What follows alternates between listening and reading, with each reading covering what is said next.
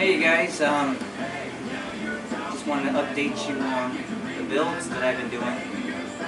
It's been like 2 months now, and the last time you saw me I was painting a frame, and within, how long has that been? About a month? Another month. Yeah, my best friend has been Gunk and 3M the past month. This is what I mean. Gunk engine, degreaser, 3M sandpaper. Did a lot of cleaning, a lot of sanding, and a lot of painting.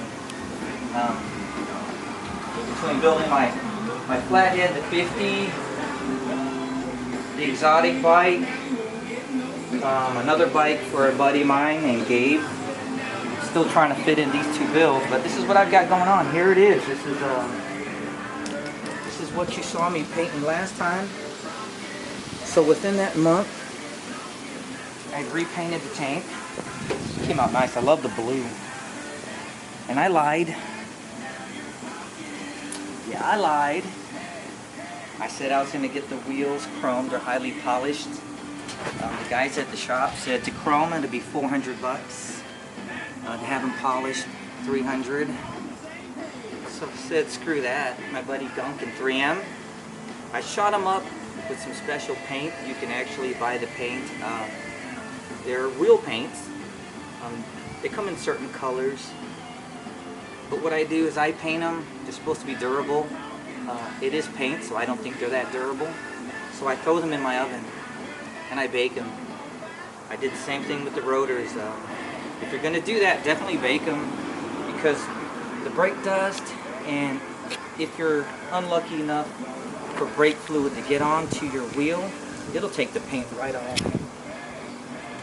So that's what I did. Same thing, Gunk and 3M for the front end. It looks new, but the stuff took a lot of work. Yeah, she's basically focusing on the trailing arm, the swing arm. Same thing, scrub it, clean it. I'm over here. Now, if you are not going to scrub, if you're not going to do all this stuff, then it's just not going to look this cool. And my saying is, if it looks like shit, probably is.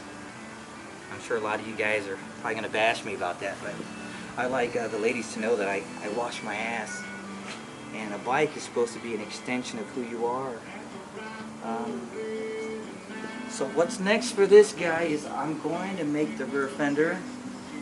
I'm going to be using this old gas tank. Get a shot of this, babe. The idea is I want the back fender to mimic this shape. So this old tank has got that centerpiece just like this. I'm going to cut it, I'm going to section it, make it so that it fits on here, looks real nice, looks like it belongs on there. I'm also going to rigidize the rear suspension. Rather than having springs like most cafes do, I'm going to rigidize it just like I did Guinevere over here. If you can remember, rigidizing means you just remove the shocks and you replace it with something sturdy, something rigid. It gives a very tight ride when you go around corners. You can really take the corners real hard, even do some slides, and not worry about the suspension going back and forth. So that's the update on the CB. Now Ray, you were nice enough to show your mock-up on Facebook. It's a cool bike and it's going to be real cool. You were nice enough to do that, show your hand. So I'm going to show you what I've had going on for the past month. Let's go see what I've got.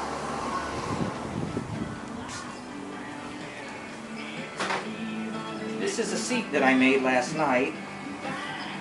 It's going to be the seat that's going to go on that bike. I'm building a bobber rather than a cafe.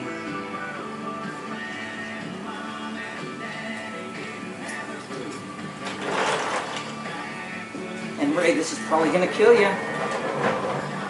This is a gas tank I'm going to be using on there. I painted it. I did a lace job with some gold leafing. my little insignia there. I got that S wrench. Wow. I love it. This was fun. Having too much fun, you guys. Damn it, y'all gotta pick up some wrenches. Do something. Have fun. Don't let me have all the fun. Alright, so that's... I gotta show you what I got going on. So let's do this. I'm gonna get both parts there ready to go on the bobber.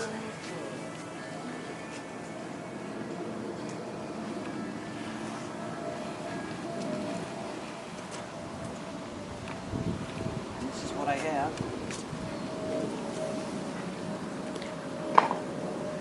It's a rigid frame once again, but this is a single overhead Honda.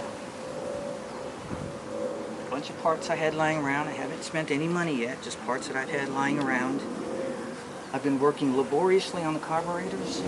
These are really hard to build. I mean, they're hard to tune. The frame originally, I don't even know what it was for. I basically cut off the engine mounts and welded new engine mounts to accept this engine. I had an aluminum oil bag lying around, so I basically welded my tabs for that. I wanted to use a Harley-Davidson kidney. I'm going to put all the electricals in this piece. Once again, I had to fabricate and weld a mount, as well as the brake assembly. I forgot what I had these off of, but they look cool. So let me go ahead and just mount this on there.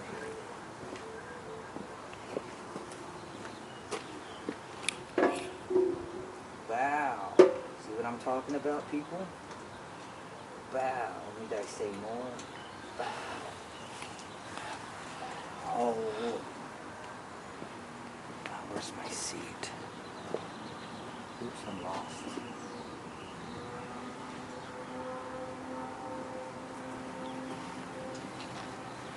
Once again, when you're building a bobber, chopper, something custom, you gotta pretty much make all your mounts.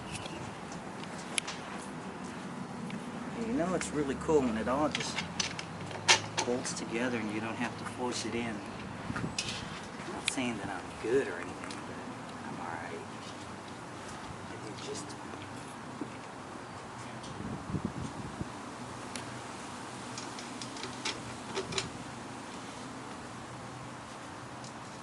Now the idea on this bobber, Ray, you're just on a mock-up, dude. You should be much more further into it. My mock-up is done. I'm doing my final assembly. Although I am going to have the rear fender chrome. This is not the front end. Okay, I'm going to be going with a mid-glide. And I'm going to be going with the front spool. It's going to be a black wheel, just like the rear wheel's blacked out.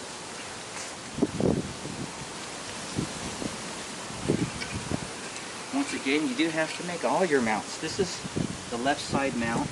I like the idea that Honda made removable frame rails so you can pull the engine out without denting anything or chipping the paint. So I made this piece, you know, basically bolts right in there just like that. When you want to remove the engine, you unbolt it, the engine comes out this way. Otherwise, if you ever tried to remove one of these engines, it's pretty tight, pretty tough. Hey, show them these things over here.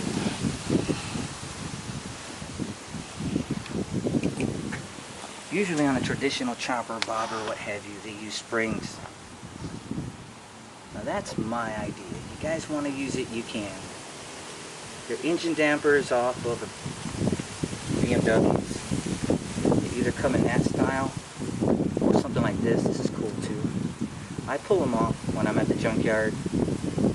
They only cost you time because if they fit in your pocket, my God, it's free. I collect them, I pull them off, and I use them.